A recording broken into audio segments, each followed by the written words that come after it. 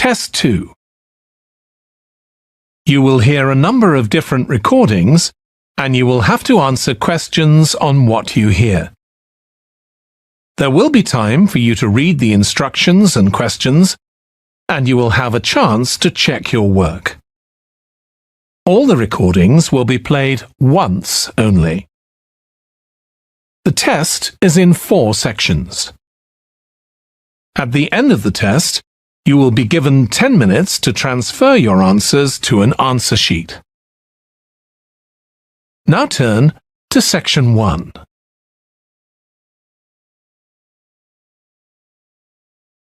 Section 1. You will hear a woman phoning the secretary of a cycling club to find out about becoming a member. First, you have some time to look at questions 1 to 6.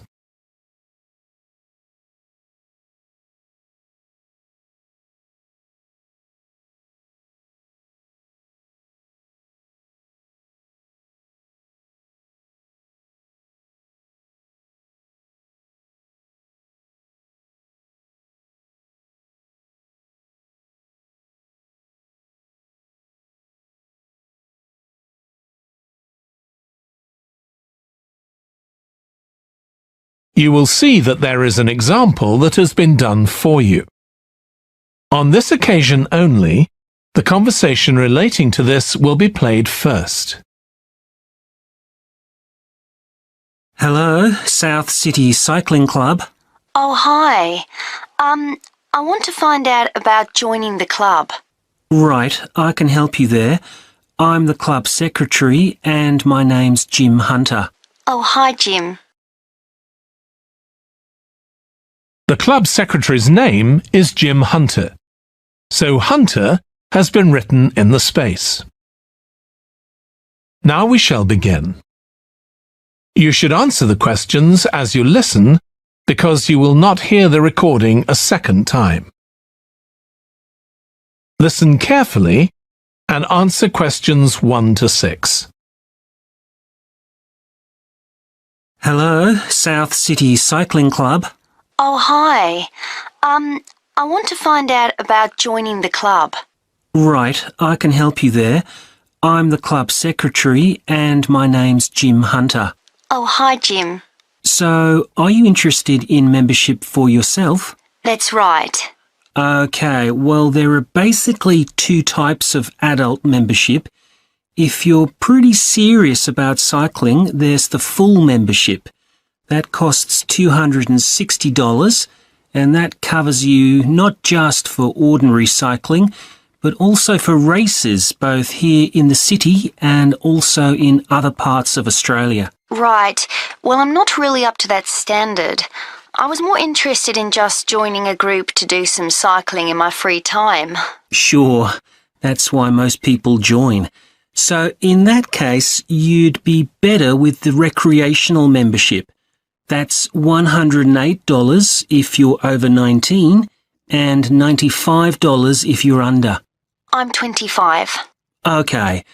It's paid quarterly and you can upgrade it later to the full membership if you want to, of course. Now, both types of membership include the club fee of $20. They also provide insurance in case you have an accident, though we hope you won't need that, of course. No. Okay, well, I'll go with the recreational membership, I think, and that allows me to join in the club activities and so on. That's right. And once you're a member of the club, you're also permitted to wear our kit when you're out cycling. It's green and white. Yes, I've seen cyclists wearing it. So can I buy that at the club? No, it's made to order by a company in Brisbane. You can find them online. They're called Jerry's. That's Jerriz. You can use your membership number to put in an order on their website. Okay. Now, can you tell me a bit about the rides I can do? Sure. So we have training rides pretty well every morning, and they're a really good way of improving your cycling skills as well as your general level of fitness. But they're different levels. Level A is pretty fast. you're looking at about 30 or 35 kilometres an hour. If you can do about 25 kilometres an hour, you'd probably be level B. And then level C are the novices who stay at about 15 kilometres per hour. Right. Well, I reckon I'd be level B. So when are the sessions for that level? There are a couple each week. They're both early morning sessions. There's one on Tuesdays, and for that one you meet at 5:30 a.m, and the meeting point's the stadium. Do you know where that is? Yes, it's quite near my home, in fact. Okay, and how about the other one? That's on Thursdays. It starts at the same time, but they meet at the main gate to the park. Is that the one just past the shopping mall? That's it. Before you hear the rest of the conversation, you have some time to look at questions 7 to 10.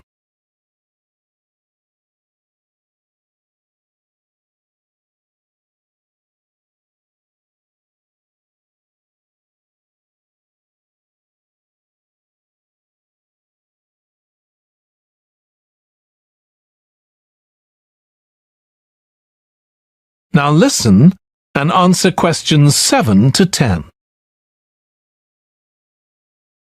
So how long are the rides? They're about an hour and a half, so if you have a job, it's easy to fit in before you go to work. And the members often go somewhere for coffee afterwards, so it's quite a social event. Okay, that sounds good. I've only just moved to the city, so I don't actually know many people yet. Well, it's a great way to meet people. And does each ride have a leader? Sometimes, but not always. But you don't really need one. The group members on the ride support one another anyway. How would we know where to go? If you check the club website, you'll see that the route for each ride is clearly marked. So you can just print that out and take it along with you. It's similar from one week to another, but it's not always exactly the same. And what do I need to bring? Well, bring a bottle of water and your phone. You shouldn't use it while you're cycling, but have it with you. Right. And in winter, it's well before sunrise when we set out, so you need to make sure your bike's got lights. That's okay. Well, thanks, Jim. I'd definitely like to join. So what's the best way of going about it? You can... That is the end of section 1. You now have half a minute to check your answers.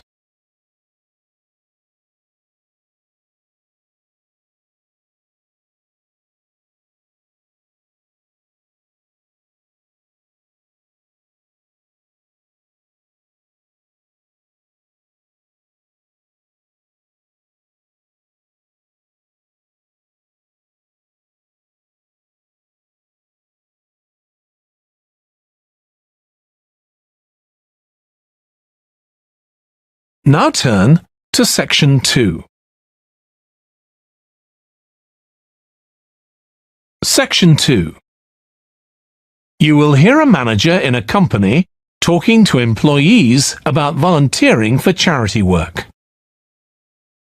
First, you have some time to look at questions 11 to 16.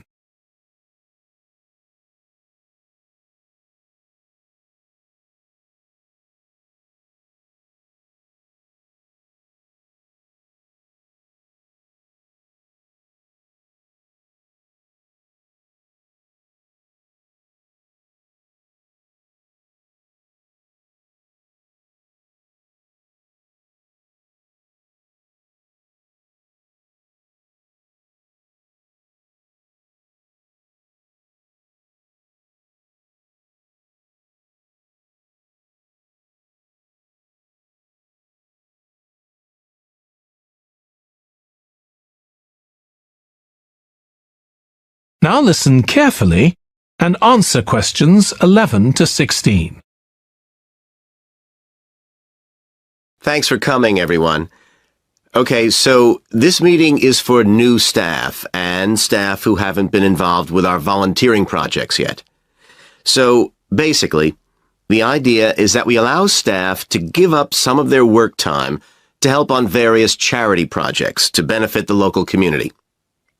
We've been doing this for the last 5 years, and it's been very successful. Participating doesn't necessarily involve a huge time commitment. The company will pay for 8 hours of your time. That can be used over 1 or 2 days all at once, or spread over several months throughout the year.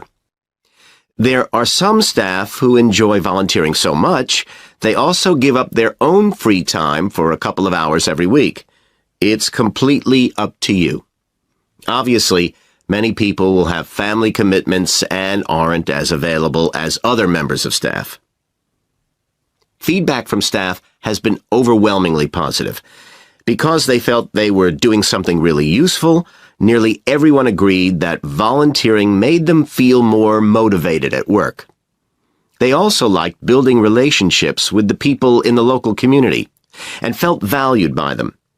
1 or 2 people also said it was a good thing to have on their CVs. One particularly successful project last year was the Get Working project. This was aimed at helping unemployed people in the area get back to work. Our staff were able to help them improve their telephone skills, such as writing down messages and speaking with confidence to potential customers, which they had found quite difficult. This is something many employers look for in job applicants, and something we all do without even thinking about every day at work. We've got an exciting new project starting this year. Up until now, we've mainly focused on projects to do with education and training. And we'll continue with our reading project in schools and our work with local charities. But we've also agreed to help out on a conservation project in Redfern Park. So if any of you fancy being outside and getting your hands dirty, this is the project for you. I also wanted to mention the annual Digital Inclusion Day, which is coming up next month. The aim of this is to help older people keep up with technology. And this year, instead of hosting the event in our own training facility, we're using the ICT suite at Hill College, as it can hold far more people. We've invited over 60 people from the Silver Age Community Center to take part, so we'll need a lot of volunteers to help with this event. If you're interested in taking part, please go to the volunteering section of our website and complete the relevant form. We won't be providing any training for this, but you'll be paired with an experienced volunteer if you've never done it before. By the way, don't forget to tell your manager about any volunteering activities you decide to do. Before you hear the rest of the talk, you have some time to look at questions 17 to 20.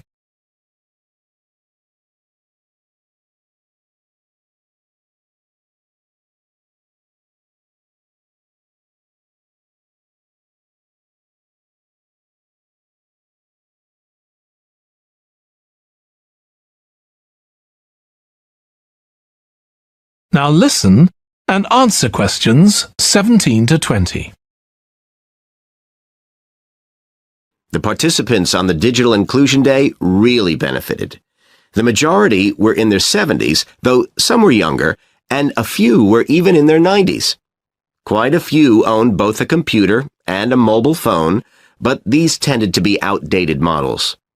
They generally knew how to do simple things like send texts, but weren't aware of recent developments in mobile phone technology. A few were keen to learn, but most were quite dismissive at first. They couldn't see the point of updating their skills. But that soon changed. The feedback was very positive. The really encouraging thing was that participants all said they felt much more confident about using social media to keep in touch with their grandchildren, who prefer this form of communication to phoning or sending emails. A lot of them also said playing online games would help them make new friends and keep their brains active. They weren't that impressed with being able to order their groceries online, as they liked going out to the shops, but some said it would come in handy if they were ill or the weather was really bad.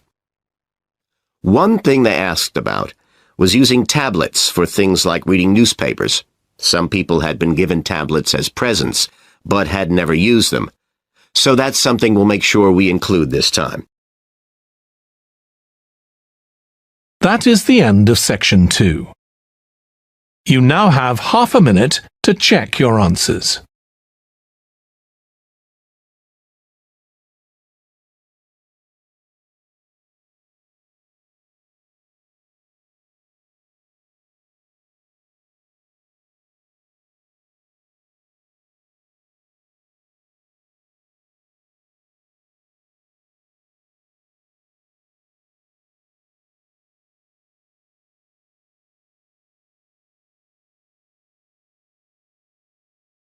Now turn to Section 3. Section 3. You will hear a student called Russ consulting his tutor about a presentation he is preparing on nanotechnology, the study of materials on an extremely small scale. First, you have some time to look at questions 21 to 25.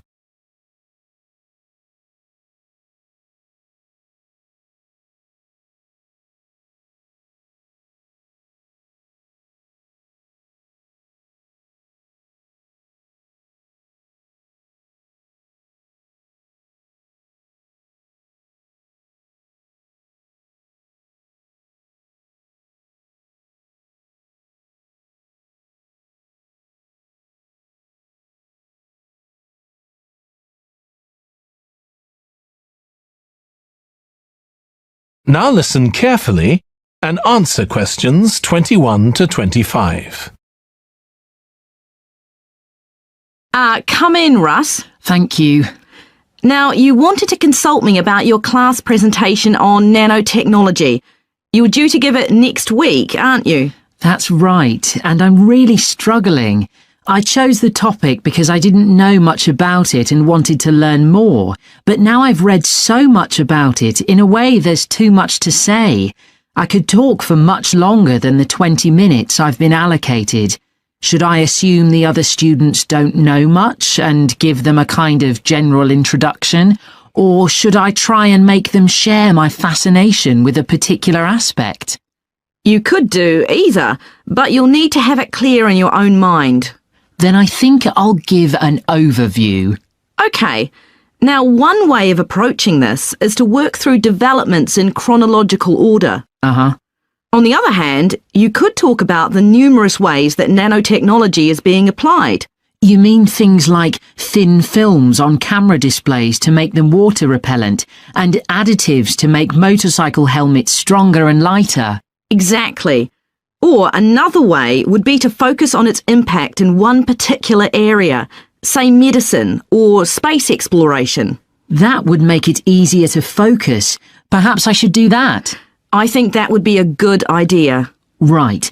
How important is it to include slides in the presentation? They aren't essential by any means, and there's a danger of tailoring what you say to fit whatever slides you can find. While it can be good to include slides, you could end up spending too long looking for suitable ones. You might find it better to leave them out. I see. Another thing I was wondering about was how to start. I know presentations often begin with, first I'm going to talk about this, and then I'll talk about that. But I thought about asking the audience what they know about nanotechnology. That would be fine if you had an hour or two for the presentation, but you might find that you can't do anything with the answers you get, and it simply eats into the short time that's available. So maybe I should mention a particular way that nanotechnology is used to focus people's attention. That sounds sensible. What do you think I should do next? I really have to plan the presentation today and tomorrow. Well, initially, I think you should ignore all the notes you've made, take a small piece of paper and write a single short sentence that ties together the whole presentation. It can be something as simple as, nanotechnology is already improving our lives. Then start planning the content around that. You can always modify that sentence later if you need to. OK. Before you hear the rest of the discussion, you have some time to look at questions 26 to 30.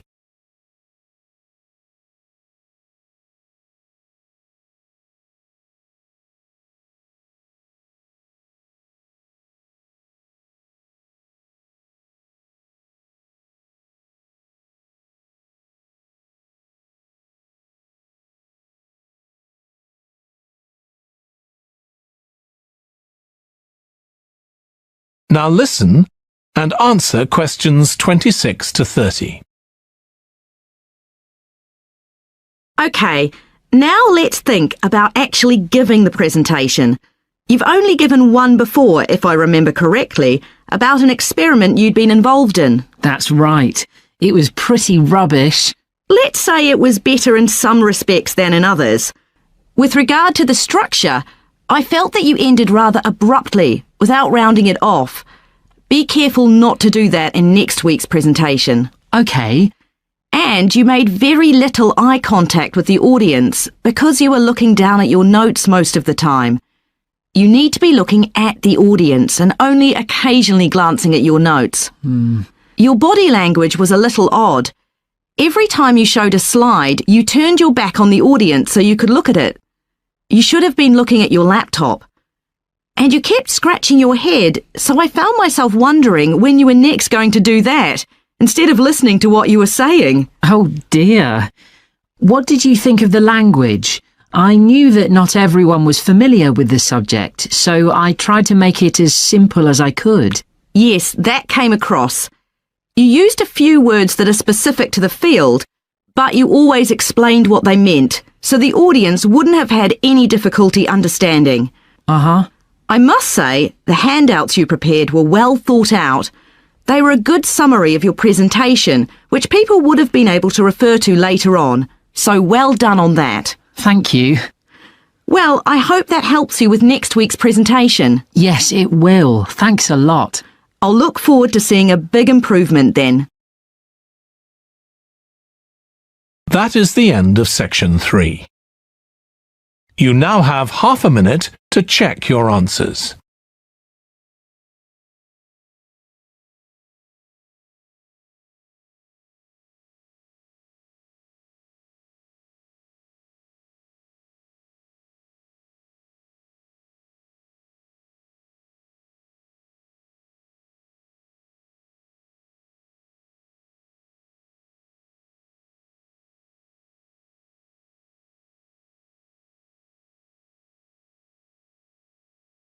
Now turn to section 4. Section 4.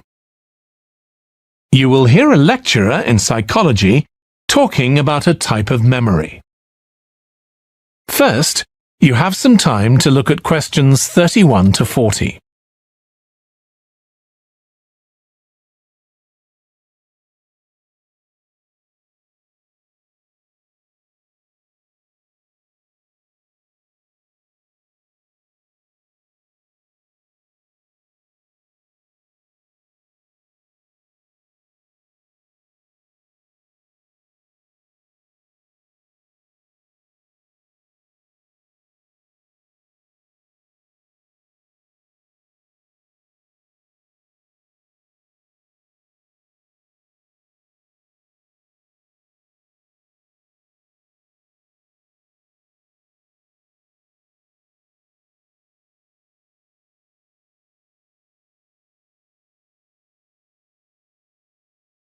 Now listen carefully and answer questions 31 to 40. Today, we'll be continuing the series of lectures on memory by focusing on what is called episodic memory and what can happen if this is not working properly. Episodic memory refers to the memory of an event or episode. Episodic memories allow us to mentally travel back in time to an event from the past. Episodic memories include various details about these events, For example, when an event happened and other information such as the location. To help understand this concept, try to remember the last time you ate dinner at a restaurant. The ability to remember where you ate, who you were with, and the items you ordered are all features of an episodic memory. Episodic memory is distinct from another type of memory called semantic memory. This is the type of factual memory that we have in common with everyone else. That is your general knowledge of the world. To build upon a previous example, remembering where you parked your car is an example of episodic memory. But your understanding of what a car is and how an engine works are examples of semantic memory. Unlike episodic memory, semantic memory isn't dependent on recalling personal experiences. Episodic memory can be thought of as a process with several different steps of memory processing, encoding, consolidation, and retrieval. The initial step is called encoding. This involves the process of receiving and registering information which is necessary for creating memories of information or events that you experience. The degree to which you can successfully encode information depends on the level of attention you give to an event while it's actually happening. Being distracted can make effective encoding very difficult. Encoding of episodic memories is also influenced by how you process the event. For example, if you were introduced to someone called Charlie, you might make the connection that your uncle has the same name. Future recollection of Charlie's name is much easier if you have a strategy to help you encode it. Memory consolidation, the next step in forming an episodic memory, is the process by which memories of encoded information are strengthened, stabilized, and stored to facilitate later retrieval. Consolidation is most effective when the information being stored can be linked to an existing network of information. Consolidation makes it possible for you to store memories for later retrieval indefinitely. Forming strong memories depends on the frequency with which you try to retrieve them. Memories can fade or become harder to retrieve if they aren't used very often. The last step in forming episodic memories is called retrieval, which is the conscious recollection of encoded information. Retrieving information from episodic memory depends upon semantic, olfactory, auditory, and visual factors.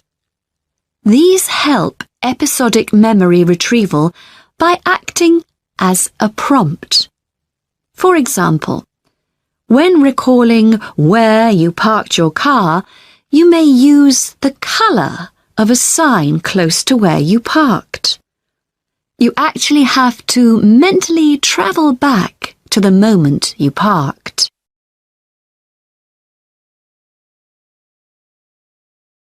There are a wide range of neurological diseases and conditions that can affect episodic memory. These range from Alzheimer's to schizophrenia to autism. An impairment of episodic memory can have a profound effect on individuals' lives. For example, the symptoms of schizophrenia can be reasonably well controlled by medication. However, patients' episodic memory may still be impaired, and so they are often unable to return to university or work. Recent studies have shown that computer-assisted games designed to keep the brain active can help improve their episodic memory.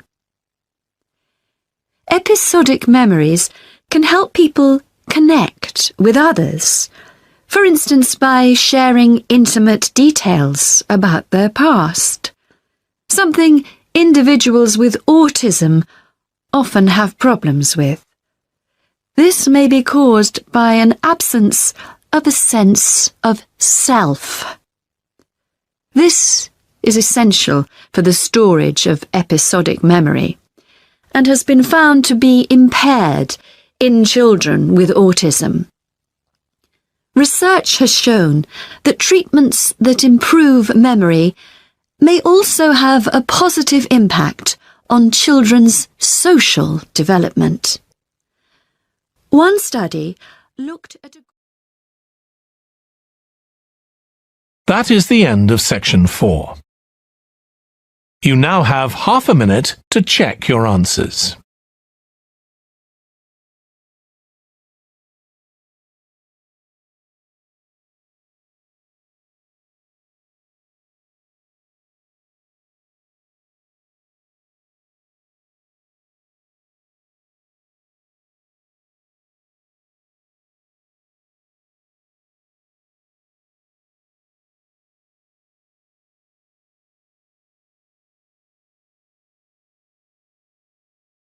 That is the end of the listening test. In the IELTS test, you would now have 10 minutes to transfer your answers to the answer sheet.